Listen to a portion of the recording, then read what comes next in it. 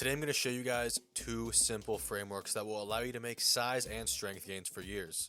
First things first, we're going to go over a very simple, somewhat linear periodization strategy called dynamic double progression, which is basically increasing load and reps for any specific exercise over time. With this tactic, you will take a weight that you can use for all prescribed sets at the bottom of a program rep range, and only increase the weight when you can hit the top of said rep range for all program sets. Let's take 3 sets of 8 to 10 reps on the dumbbell bench press as an example. You first would take a weight that you can hit for 8 reps and only use that weight for all 3 sets. Let's say in this case it's 50 pounds. You will only move up to the 55s when you can hit the 50s for 10 on all 3 sets. Once you eventually plateau with the weight that you can use in that 8 to 10 rep range, you can up it to a 10 to 12 rep range and start the process over again. Another route you can take is just to make the rep range larger. For example, you could go 8 to 12 or 8 to 15 reps and use the 50s for much longer before moving to the 55s. Now, one thing you want to make sure you don't do is compromise form too much so that you can increase the weight. Say at this stage in your training you're hitting the 50s for 11 and your program says 8 to 12 reps. It will not do you any good to start lifting your butt off the bench to hit those 12. All this means is that you're using your target muscle, in this case the chest, less while increasing the weight. This will lead to you plateauing sooner and potentially getting injured. Remember, when training for muscle hypertrophy, the goal is to increase stimulus as little as possible. This will ensure gains for the longest amount of time. Now, whether or not you use a larger or smaller rep range, once you stop seeing progress with this cycle, add another set. This would make, in our example case, 4 sets of 8 to 10 or 8 to 12 reps. Now, you're going to want to use dynamic double progression as long as you keep seeing results. However, with any linear-esque strategy, you will eventually plateau. And when this happens, you can transition to a sort of undulating block style of periodization. This method is almost exclusively used to increase numbers on strength lifts. When it comes to lifts like the bench press, back squat, and deadlift, there comes a point where you not only plateau, but it becomes incredibly inconvenient to add weight, and essentially max out every session. This is where you can start to incorporate these methods into your training.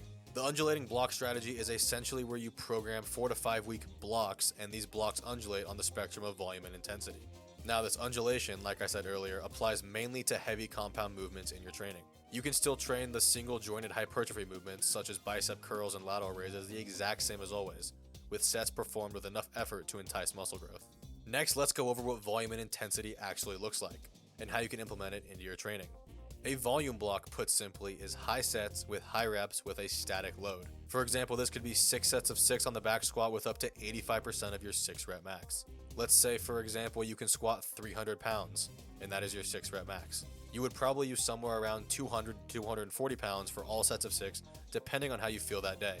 For example, you could go 225, 225, 230, 230, 230, 235. These volume blocks build the engine and a technical foundation for the specific lift.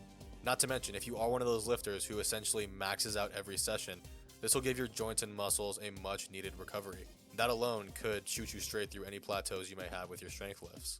Now, an intensity block, put simply, is high sets with low reps with a ramping load. For example, you could hit 7 sets of 3 on the back squat starting at 70 to 75% of your max and work up. Let's say this same lifter's 3 rep max on the back squat is 350.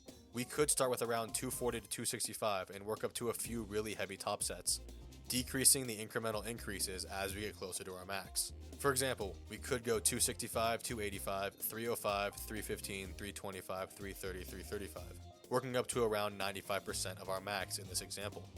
Now, the reason for percentage ranges and not exact percentages as programming rules in both volume and intensity blocks is to allow for autonomy within the trainee. There are going to be days where you feel amazing and you blow through 335, 345, 55 and set a new max. And then there are going to be days where you feel sluggish and can't even hit 315 in this example, and that's perfectly fine. Even during the volume blocks, there's going to be times where you need to lower the static load for each set. Over the course of a 5-ish month cycle, this could look like a volume block first with 5 sets of 5 maybe on the lower end of the percentage spectrum, a second volume block with increased volume, maybe 6 sets of 6, making the static load a little lighter, and then the next block can be an intensity block with maybe 6 sets of 3, and then after that, another intensity block, lowering the volume but increasing the load, perhaps 4 sets of 2. This drop off or taper in volume would perfectly lead to a max test after this 4th block. And that'll just about do it. You now have a progression framework that will allow you to make gains for years. But what good are all these gains if you do not have a good training program? Check out this video next, where in 13 minutes I teach you how to write a complete workout program based on your size and strength goals.